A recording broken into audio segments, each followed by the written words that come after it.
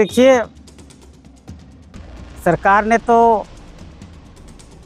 हमारे लिए बहुत ध्यान तो दिए हैं, लेकिन जो भी यहाँ के ठेकेदार बिचौलिया हैं वो घटिया किस्म का कार्य कर रहे हैं।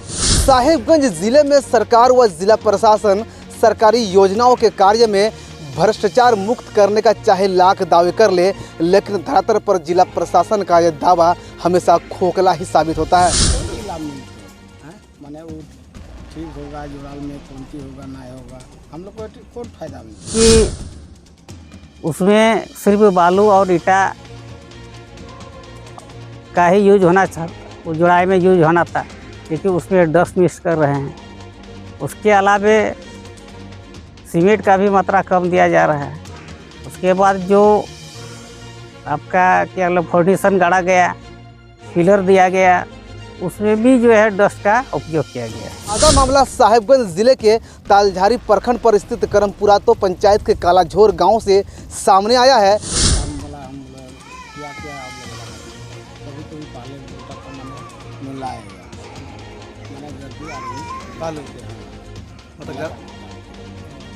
नमस्कार, मैं हूं गोविंद ठाकुर और आप देख रहे हैं ZTV भारत न्यूज। साहिबगंज जिले में सरकार व जिला प्रशासन सरकारी योजनाओं के कार्य में भ्रष्टाचार मुक्त करने का चाहे लाख दावे कर ले, लेकिन धरातल पर जिला प्रशासन का यह दावा हमेशा खोखला ही साबित होता है। ताज़ा मामला साहिबगंज जिले के तालझारी प्रखंड पर स्थित करमपुरा तो पंचायत के कालाझोर गांव से सामने आया है। वहीं जो कालाझोर गांव में कल्याण विभाग के द्वारा एक जाहिर स्थान घेराबंदी का कार्य कराया जा रहा है, जिसका लागत लगभग 24 लाख रुपया बताया जा रहा है। वहीं इस जाहिर स्थान घेराबंदी का निर्माण कार्य का शिलान्यास जो बोरियो विधानसभा क्षेत्र के पूर्व विधायक लोबिन हेम्ब्रम ने विधि सम्मत किया था, लेकिन वर्तमान समय में जिस प्रकार से कार्य किया जा रहा है उससे वहां के स्थानीय ग्रामीण नाखुश हैं। ग्रामीणों का साफ तौर पर आरोप है कि जो उनके गांव में जाहिर स्थान का घेराबंदी का निर्माण कार्य कराया जा रहा है उसमें टेंडर एजेंसी के द्वारा घटिया किस्म का मटेरियल का उपयोग किया जा रहा है और उसमें जो है बालू के जगह सिर्फ डस्ट से ही जुड़ाई की जा रही है। साथ ही साथ उसमें जो जितना mm का छड़ लगना चाहिए उतना mm का छड़ नहीं लगा करके पतला सा जो है छड़ लगाया जा रहा है। इसके अलावा ग्रामीणों का ये भी आरोप है कि वहाँ पर जो है घटिया ईंट का भी इस्तेमाल किया जा रहा है।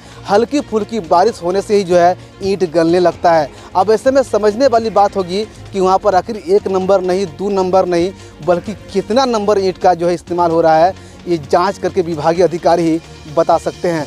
स्थानीय ग्रामीणों का आगे ये भी आरोप है कि जब से वहाँ पर कार्य स्टार्ट हुआ है तब से लेकर जो है हम लोगों के द्वारा कई बार और जो विभाग के जो है कनीय अभियंता यानी कि जो जेई साहब हैं उनको मौखिक रूप से कई बार हम लोगों ने सूचना दिया है, लेकिन जेई साहब एक बार भी निरीक्षण करने के लिए नहीं आए हैं और टेंडर एजेंसी लगातार जो है कार्यों को इसी प्रकार से अंजाम दे रहे हैं। वहीं आगे ग्रामीणों ने जो है जिले के DC हेमंत सती से मामले में अभिलंब जांच कर जो दोषी टेंडर एजेंसी है उस पर कार्रवाई करने की मांग किया है।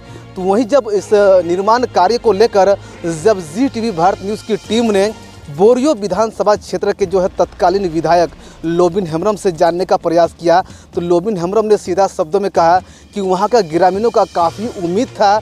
वहां के ग्रामीण कई बार इस मामले को लेकर मेरे पास आवेदन कर चुके थे, जिसके बाद मेरे द्वारा जो है वहां पर जाहिर स्थान घेराबंदी निर्माण कार्य का शिलान्यास कार्य किया गया था। लेकिन जिस प्रकार से फिर ग्रामीणों के द्वारा हमें लगातार फ़ोन आ रहा है और हमको सूचना दिया गया है कि वहाँ पर जो टेंडर एजेंसी है वो लगातार कार्य में जो है लापरवाही बरता रहा है और जैसे तैसे निर्माण कार्य कर रहा है। आगे लोबिन हेम्ब्रम ने यह भी कहा है कि यदि विभागीय अधिकारी यदि इस मामले में अविलंब कार्रवाई नहीं करते हैं तो हम वहाँ के ग्रामीणों के साथ जो है स्थानीय प्रखंड कार्यालय में धरना पर बैठेंगे और जो टेंडर एजेंसी है उनके खिलाफ अविलंब कार्रवाई करने की मांग करेंगे।